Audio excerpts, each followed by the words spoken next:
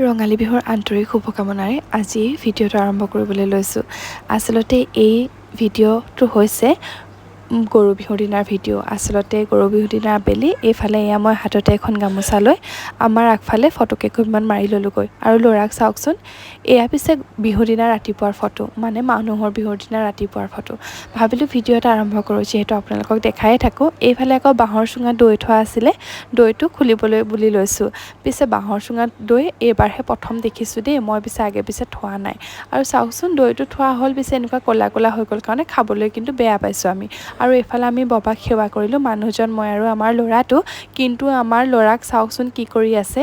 আৰু এইফালে ল'ৰাক চুৰিয়া গামোচা পিন্ধাই দিয়া হৈছে, যিহেতু বিহু, সেইকাৰণে তাৰ একদম ফূৰ্তিয়ে বেলেগ। তাৰপিছতে ঘৰৰ সকলোবোৰকে মাতি এইফালে চাওকচোন ধুনীয়াকৈ চাহ জলপান খাবলৈ বুলি লৈছোঁ।